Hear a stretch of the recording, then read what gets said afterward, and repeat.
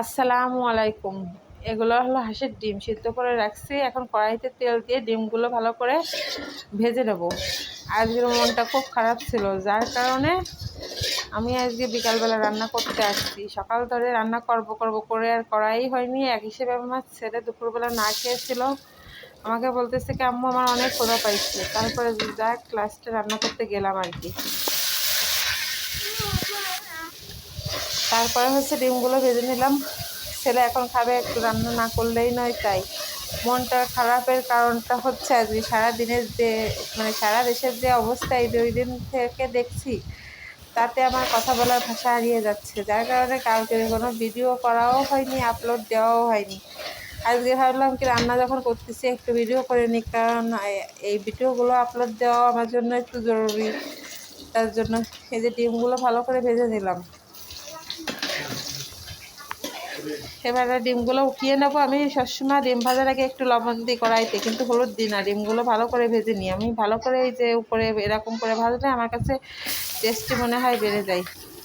এবার পেঁয়াজ আর রসুন আগে কুচি করে দিলাম। আজকে কোনো কিছু বাটাবাটি না, যত সাদা মাঠাভাবে রান্না করা যায় তত সাদা মাঠাভাবে রান্নাই করে নিব।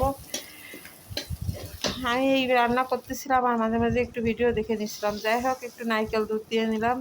আপনারা আবার এটাকে কেউ গরুর দুধ ভাববেন না। খুলনার লোক অধিকাংশ রান্নায় নারকেল দুধ খেয়ে থাকে। তার জন্যই আমার আর কি নারকেল দুধ দেওয়া। আমরা তো নারকেল দুধ বেশি খেয়ে অভ্যস্ত। যাই হোক, লবণ হলুদ সব মশলাপাতি এক করে দিয়ে দিলেই। জিরার গুঁড়ো আমার করা থাকে, এই জন্য দিতে বেশি কষ্ট হয়নি। তারপরে মরিচের গুঁড়োটাও দিয়ে দিলাম। দিয়ে মশলাটা ভালো করে কষিয়ে নেবো, কারণ ভালো করে না কষালে মশলার একটা কাঁচা কাঁচা গন্ধ থাকে, সেটা আবার খেতে ভালো লাগে না।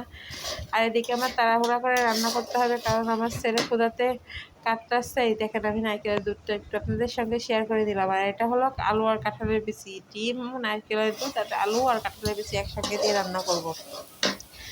আমি কাঁঠালের বিচির সঙ্গে আলু স্বাভাবিকভাবে দেয় না, কিন্তু আমার ছেলে কাঁঠালের বিচিটা একটু কম খেতে চাই, যার কারণে একটা আলু দিলাম, যাতে যদিও আলুটা খেতে চাই খাবে, না চাই আমরাই খেয়ে ফেলবো। যাই হোক, লাস্টে সে খাইনি, আমরাই খেয়েছি।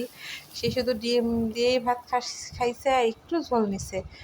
এতে নারকেলের দুধটা দিয়ে দিলাম। এবারে কাঁঠালের বিচিগুলো দিয়ে দিলাম। যখন পানিটা উতলাই গেল, আমি পলক শাকে উতলানো বলি। আসলে আমাদের আঞ্চলিক ভাষায় এটাকেই উতলানো বলে।